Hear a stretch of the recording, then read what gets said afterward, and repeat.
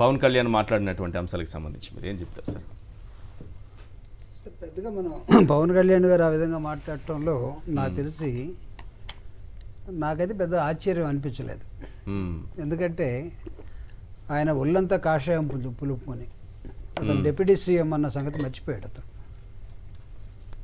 Is heading the government అన్న సంగతి మర్చిపోయాడు. అతను అంటే కాన్స్టిట్యూషనల్గా ఒక మనిషి ఈ విధంగా ఉండడానికి ఏమాత్రం అవకాశం లేదు. యూపీ చీఫ్ మినిస్టర్ ఉన్నాడు కదా సార్, కాషాయ వస్త్రాలు వేసుకున్నాను. కాషాయ వస్త్రాలు వేసుకోవచ్చు, మాట్లాడచ్చు, ఏమైనా చేయొచ్చు. కానీ అంటే చీఫ్ మినిస్టర్ అక్కడ ఉన్నాడని చెప్పి అందరూ అలా ఉన్నారు. రేవంత్ రెడ్డి గారు కూడా అలాగే ఉన్నారు కదా, బొక్కలేని పట్టుకుని తిరుగుతున్నారు. ఏం తప్ప ఒకవేళ అలాంటి ఎవరు పట్టుకొని తిరిగినా being a chief minister or being a prime minister or any position in the representative levels ఈ విధంగా ఉండటానికి ఏమాత్రం అవకాశం లేదు భారత రాజ్యాంగాన్ని పాటిస్తే. వీళ్ళు భారత రాజ్యాంగాన్ని ఉల్లంఘించి ఇది మా ఇష్టం, ఈ కూటమి ప్రభుత్వంలో బీజేపీ మెయిన్, పురంధరేశ్వరి గారు కాదు, నేను దీనికి కూటమికి నేను బీజేపీ తరఫున నేను ప్రతినిధిని అన్న విధంగా ఆయన ఊగిపోతే, లేకపోతే మెట్లు ఊడుస్తూ ఉంటే లేదా కడుగుతూ ఉంటే కింద నుంచి పైకి, అది కూడా పైనుంచి కిందకి కాదు, రివర్స్లో కడిగింది అదే కదా. మళ్ళీ మన విజయబాబు గారు ఒకటి చెప్పారు, మామూలుగా ముత్తైదువులు కడుగుతూ ఉంటారు అంటే ఏమో ఒకళ్ళు మనకి స్వామివారికి ఏదేం చేయాలో కరెక్ట్గా అన్ని రాసి ఉంటాయి. మనకు మెలకు వచ్చింది కాబట్టి టకటక వెళ్ళిపోయి లుంగి కట్టుకొని, ట్రైర్ వేసుకున్నారు లేదో మనం అనకూడదు, లుంగి కట్టుకొని అప్పుడు దాకా వేరే డ్రెస్ కనబడినట్టుగా దాన్ని ఓడ్చడం తొడవటం చేయటం అంటే అసలు అంత మూర్ఖత్వం ఇంకొకటి లేదు. ఒక డిప్యూటీ సీఎంగా ఉండి చెప్తున్నాను, సీఎంగా ఉండి మాట్లాడినటువంటి చంద్రబాబు నాయుడు గారు ప్రపంచం మొత్తాన్ని అల్లుకల్లోలం చేసేటట్టుగా అనుమానాస్పదంగా స్వామివారి అంటే రావాలా వద్దా, ప్రపంచ ఎన్ఆర్ఐస్ ఎక్కువ వస్తూ ఉండేవాళ్ళు, ఇప్పుడు వాళ్ళందరూ ఆగిపోయారు. ఎందుకు ఆగిపోయారంటే అక్కడ మళ్ళీ ఆడేం పెడతారో, లడ్లో ఏం కలిపినారో, ఇది ఒక అనుమానంతో వాళ్ళు ఆగిపోయి ఉన్నారు. అంటే ముఖ్యమంత్రి డిప్యూటీ సీఎం ఇద్దరు పోటీ పడి లౌకిక అనే పదాన్ని తీసేయటం కోసం, దానిలో మతం అనే ఒక విశ్వాసాన్ని పెంచడం కోసం, వెంకటేశ్వర స్వామి సాక్షిగా వాళ్ళు చేసినటువంటి అనేకమైన తప్పుల్ని కప్పిపుచ్చుకోవడం కోసం 100 రోజుల పరిపాలన దాన్ని చెప్పుకోండి అద్భుతంగా. అసలు మీరు 100 రోజుల పరిపాలన ఇది మంచి ప్రభుత్వం అని ఒక స్టిక్కర్ పెట్టుకొని తిరుగుతూ దాన్ని ఎందుకు డైవర్ట్ చేసుకున్నారు? మీ ప్రభుత్వం మంచిదైతే 100 రోజులు బ్రహ్మాండంగా ఉంటే దీన్ని డైవర్షన్ కింద ఎందుకు తెచ్చుకున్నారు? అసలు ఈరోజు సుప్రీంకోర్టు దాకా ఎందుకు వెళ్ళింది? అంటే మీ 100 రోజుల పరిపాలన ఈరోజు సుప్రీంకోర్టు లడ్డు మీద ఆధారపడి ఉందా? మీరు అసలు లడ్డులో ఉన్న ఇంగ్రీడియంట్స్ వాటిని కూడా మీరు టెస్ట్ పెడతారా? సుప్రీంకోర్టు మనం చెప్పినట్టుగా is there any second opinion? లేదు. మనం ఇది యాజ్ సింపుల్ యాజ్ డాక్టర్ దగ్గరికి వెళ్ళినప్పుడు ఒక సీరియస్ డిసీజ్ ఉందంటే నెక్స్ట్ ఏం చెప్తారంటే ఎందుకని మంచిది సెకండ్ ఒపీనియన్ తీసుకుందాం అంటారు. అక్కడికి వెళ్ళిన తర్వాత ఒకళ్ళు అక్కడ కూడా ఇంకా ఇదిగా ఉందంటే నెక్స్ట్ ఇంకొక లెవెల్కి వెళ్తారు.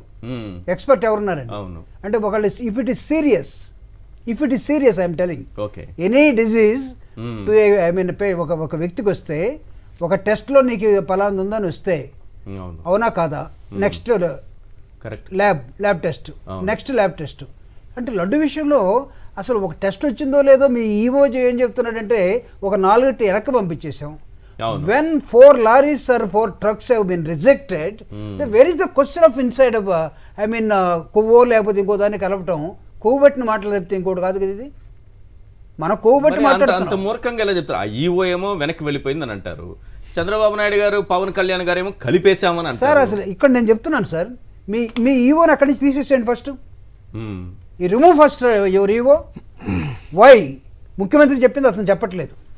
అవును, is a censor officer, correct, is a neutral officer, చెప్పట్లేదు, ఈజ్ ఎన్ ఐఏఎస్ ఆఫీసర్. ఆయన ఐఏఎస్ లోనే మాట్లాడాడు. ఆయన స్పష్టంగా yes we have received near about 10 vehicles, out of 10 6 have been tested, it's okay, 4 అనుమానాస్పదంగా ఉన్నాయి, రిజెక్టెడ్. దెన్ నీకు రిజెక్ట్ చేసిన తర్వాత నీకు లడ్డులో కలిసిందా లేకపోతే ఇంకొక దానిలో కలిసిందా? అక్కడ ఉన్న లడ్డులు చేసే వాళ్ళకి స్మెల్ రాదండి? వాళ్ళు చెమట్లు కక్కుకుంటూ చేస్తుంటారు కదా అక్కడ, మీరు చూసారా? లడ్లు చేసేవాళ్ళు ఎవరు కూడా వేరే డ్రెస్ ఏమి ఉండదు, వేరే బాడీతోనే ఉంటారు ఆల్మోస్ట్ ఆల్. వాళ్ళ చెమట్లు కక్కుంటేనే పని చేస్తూ ఉంటారు అక్కడ. వాళ్ళకి రాదా స్మెల్? ఏమాయా ఇక్కడ ఏదో యానిమల్ ఫ్యాట్ ఒకటి కనపడుతుంది, స్మెల్ వస్తుంది, వాళ్ళు చెప్పారా? దశాబ్దాలుగా ఇలా పట్టుకుని చేస్తున్నారు సార్. చేస్తున్నారు వాళ్ళు ఇప్పుడు వాళ్ళు కాదు కదా, ఇప్పుడు వాళ్ళు కాదుగా, కాదు శ్రీ వైష్ణవులు శ్రీ వైష్ణవులు. అసలు వాళ్ళు స్మెల్ అని చూస్తే అద్భుతంగా చెప్పేస్తారు, కానీ వాళ్ళ నుంచి ఏమైనా రిపోర్ట్ ఉందా? లేదు. లేకపోతే నువ్వేమైనా సెకండ్ ల్యాబ్కి ఏమైనా వెళ్ళేవని టెస్ట్? లేదు. అంటే సుప్రీంకోర్టు ఇవన్నీ సుప్రీంకోర్టు అడగకముందే జగన్మోహన్ రెడ్డి గారు తన ప్రెస్ మీట్ లో స్పష్టంగా చెప్పాడు. ఇప్పుడు here is not the question of L1 ఇంత ఈ ధరకి ఎలా వచ్చింది, ఎలా ధరకు వచ్చిందంటే L1 ఎందుకు పెట్టుకున్నారండి? నేను యాజ్ ఎ టెక్నికల్ మ్యాన్ నేను అడుగుతున్నాను. నువ్వు బిడ్లకి వెళ్తా ఉంటావు, బిడ్లకి వెళ్ళినప్పుడు వై విల్ సే L1 నాకు తక్కువగా వస్తే చాలు అనుకుంటావు, అవునా? విత్ మెయింటైన్ ద క్వాలిటీ అనే దాన్ని తగ్గకుండా నాకు మీరు వేసుకున్న లాభాల్లో నుంచి తక్కువ లాభాలతోటి నాకు తక్కువగా ఇవ్వండి. This is the meaning of L1, అవునా? L1లో మా ప్రోడక్ట్లో, మా చీరల్లో, మా బర్రెల దగ్గర, మా ఆవుల దగ్గర నెయ్యి, మా షాపుల్లో నెయ్యి 600 రూపాయలు ఉంటే 1100 రూపాయలు ఉంటే 319 రూపాయలు సుబ్బారెడ్డి ఎక్కడ కొన్నాడు? సుబ్బారెడ్డి ఎక్కడ కొంటాడు? పిలుస్తాడు. కాంట్రాక్టర్లు ఎవరున్నారు బాబు, సప్లై చేసేవాళ్ళు ఉంటే L1 వచ్చినట్టు తీసుకుంటారు. L1 వచ్చింది కాబట్టి దీనిలో ఏదో యాడ్ అయ్యి ఉంది. ఎస్, ఎందుకు ల్యాబ్స్ ఎందుకు పెట్టుకున్నావు? ఇలాంటివి ఉంటాయనే కదా. ల్యాబ్స్ లేవన్నారు కదా సార్, ముందు ల్యాబ్ లేదన్నారు. బుడమేరకు గేట్లు లేవని ఎట్లా అబద్ధం చెప్పారు, తిరుమలలో ల్యాబ్ లేదని చెప్పారు. It is very silly game అండి. చిన్నపిల్లలు సముద్రం పక్కన సముద్రం ఇసుకలో గూడు కట్టుకొని, కాలు పెట్టి గూడు కట్టుకొని పోతా గూడు దండేసిపోతారు చూడు, అంతేనా? చంద్రబాబు నాయుడు అంత ఈజీగా మాట్లాడాడు. ఎందుకు మాట్లాడు నాకు తెలియదు. వాళ్ళు 100 days ని స్టిక్కర్ ని ప్రతి ఇంటికి అంటించుకునే క్రమంలో ఇది మంచి ప్రభుత్వం అని, మంచి ప్రభుత్వం దానిలో మానే ఏదో తీసేసినట్టున్నారు. మంచి ప్రభుత్వం పెట్టుకున్నారండి. మాకు గుణింతం పెట్టారు సార్, మాకు ఇంకో కొమ్ము పెట్టేసి అసలు దాన్ని మాట్లాడుకోకుండా బుడమేరులో 10 రోజులు నేను ఇంటికి పోలేదు అది చెప్పుకో స్వామి. నువ్వు 10 రోజులు ఇంటికి పోకుండా విజయవాడలో పక్కింట్లో ఉన్నావు అంటే గ్రేట్ మ్యాన్ కదా, అది చెప్పుకోండి.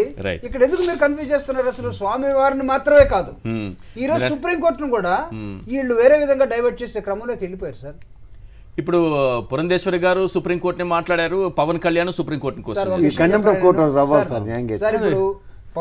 పవన్ కళ్యాణ్ గారు పురంధేశ్వరి ఏమన్నారు బయట రెడీ చేసుకో, పురంధేశ్వరి గారు పవన్ కళ్యాణ్ గారు బీజేపీకి ఎవరు హెడ్ అయితే బాగుంటుందని పోటీ పడుతూ ఉన్నారు. నంబర్ 1 ఎవరు? పవన్ కళ్యాణ్ గారు, పురంధరేశ్వరి గారు. వాళ్ళకేం సంబంధం? ఆయన జనసేన కదా. ఆయన జనసేన వేషాలు ఎక్కడ వేస్తున్నాడండి?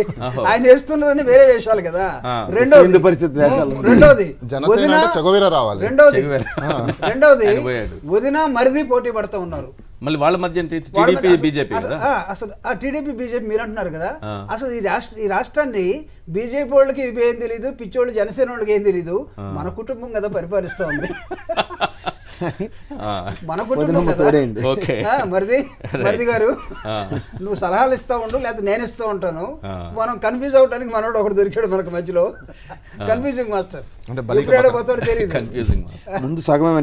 సో ఇవన్నీ చేసుకుని సార్ సిస్టమేటిక్ గా ఉండాల్సి కాదు. చంద్రబాబు నాయుడు గారి అబద్ధాన్ని నిజం చేసి ప్రజల్ని మోసం చేయాలని చేసేది ఇంకా పెద్ద నేరం అవుతున్నామని నాకు అనిపిస్తుంది. చంద్రబాబు నాయుడు గారు ఒక అబద్ధం చెప్పేశారు, ఆయనే తర్వాత చెప్పకుండా ఇప్పుడు కామ్గా ఉంటున్నారు. మీరు గమనించారు లేదు? ఎవరో పార్టీ అధికారులు మళ్ళీ మాట్లాడట్లేదు ఆయన, కానీ పవన్ కళ్యాణ్ గారు ఇంకా మాట్లాడుతున్నారు, ఈ రోజు మాట్లాడుతున్నారు, రేపు కూడా మాట్లాడతారు. పోటీ సార్ ఇక్కడ కాషాయం ఇందాక సార్ చెప్పినట్టుగా ఉత్తరప్రదేశ్లో కాషాయం కూడా, ఆంధ్రప్రదేశ్లో కూడా కాషాయం మాస్టర్ ఉన్నాడు ఇక్కడ. ఆయన ముఖ్య చీఫ్ మినిస్టర్ డిప్యూటీ సీఎం అయినా సరే చంద్రబాబు డామినేట్ చేస్తున్నట్టుగా కనిపిస్తుంది. చంద్రబాబు నాయుడు గారు పాపం కాషాయం కాదు కదా, ఆయన నాస్తికుడు ప్రధానంగా. ఆయన నాస్తికుడు ఓకే, ఆయన ఏదో చిన్న అబద్ధం చెప్తే దీనికి ఈయన ఓవర్ గా వెళ్ళిపోతున్నారు కదా ఆయన మించి. ఓవర్ గా ఎలక్షన్ ముందు నుంచి స్టార్ట్ అయింది, మీరు గమనించారు సార్. సెకండ్ రేపు సుప్రీంకోర్టు విన్న తర్వాత, ఏది వాళ్ళ ఆర్గ్యుమెంట్స్ విన్న తర్వాత నాకు తెలిసి మాకు సిబిఐ దగ్గర స్టాఫ్ లేదు, మీరు సిట్ తోటే చేసుకోండి అని అన్నారు అనుకోండి, ఏ రిజల్ట్ రాబోతుంది మనకి? సుబ్రహ్మణ్యం గారు ఉన్నారు సార్, ఎవరైనా ఉండండి. ఒక క్వశ్చన్ అయితే వచ్చింది, రేపు ఏం లేదు మా దగ్గర, ఎందుకు సిట్ అని ఆల్రెడీ కాన్స్టిట్యూట్ చేశారు కాబట్టి సిట్ ఉంది కదా నడవనివ్వండి, లేదా మా దగ్గర సిబిఐనో ఇంకోటి లేదు మన దగ్గర. ఒకే మాట ఆయన ఏమడిగారు? ఎవరైనా సొలిసిటర్ జనరల్ ఎవరిని వేస్తే బాగుంటుంది, ఒకసారి ఏమన్నా కొద్దిగా మమ్మల్ని గైడ్ చేయమని అడిగింది supreme court. Otherwise no need, his interruption is not required at all. ఇదే పెద్ద లా ఏమన్నా లాని ఏమన్నా తెగేదాకా లాగి లేదా అర్థం కాక డెఫినేషన్ కోసం సొలిసిటర్ జనరల్ వస్తాడండి దీనిలో. ఎవరిని వేయాలనుకో డిప్యూటీ, లేకపోతే రిటైర్డ్ జడ్జినో, లేకపోతే ఇంకొకనో, లేకపోతే సిట్టునో, లేకపోతే సిబిఐనో. సిబిఐ నీకు దానిలో ఏం చిలకాలంటారు, ఏం చిలకది పంజరోడు చిలక. దానిది సిబిఐనేమో బీజేపీ వాడు ఇన్ఫ్లుయెన్స్ చేస్తాడు, సిట్నేమో చంద్రబాబు నాయుడు ఇన్ఫ్లుయెన్స్ చేస్తాడు. మధ్యలో ఎవరిని వేయాలనే దానికి సుప్రీంకోర్టు బుర్రలేదా? సుప్రీంకోర్టుని క్వశ్చన్ చేస్తున్నారు, క్వైట్ అన్ఫేర్ వాళ్ళు మాట్లాడింది అంటే. అక్కడ supreme court not the violation of the contempt of court వస్తుంది కదా. బాలగారు